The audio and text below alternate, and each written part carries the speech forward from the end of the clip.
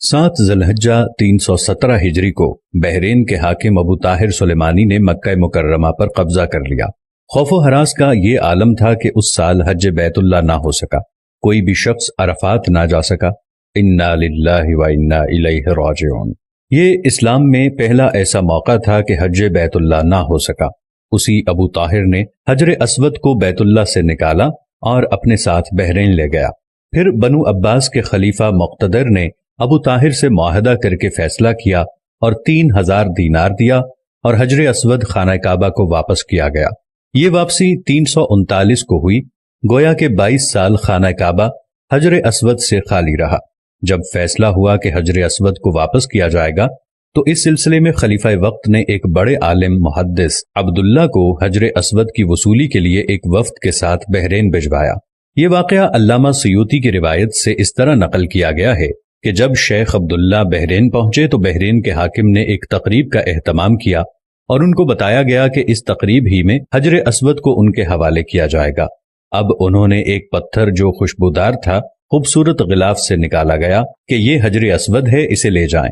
محدث عبداللہ نے فرمایا کہ نہیں، بلکہ حجر اسود میں 2 نشانیاں ہیں، اگر اس میں یہ نشانیاں پائی جائیں تو یہ حجر اسود ہوگا، ورنہ یہ حجر اسود نہیں ہے۔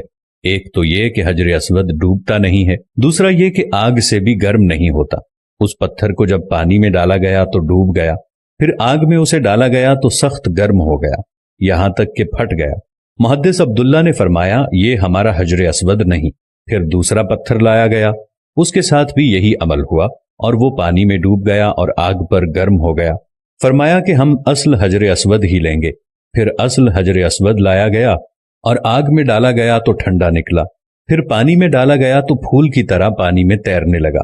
تو محدث عبداللہ نے فرمایا یہی ہمارا حجر اسود ہے اور یہی خانہ کعبہ کی زینت ہے اور یہی جنت والا پتھر ہے۔ اس وقت ابو طاہر نے تعجب کیا اور پوچھا کہ یہ باتیں آپ کو کہاں سے ملی ہیں؟ تو محدث عبداللہ نے فرمایا کہ یہ باتیں ہمیں جناب رسول اللہ صلی اللہ علیہ وسلم سے ملی ہیں کہ حجر اسود پانی میں ڈوبے گا نہیں اور آگ سے گرم نہیں ہوگا، کیونکہ یہ پتھر جنت سے لایا گیا ہے اور اس پتھر کی یہ خاص خصوصیات ہیں کہ نہ ہی یہ پانی میں ڈوبے گا اور نہ ہی یہ آگ سے گرم ہوگا۔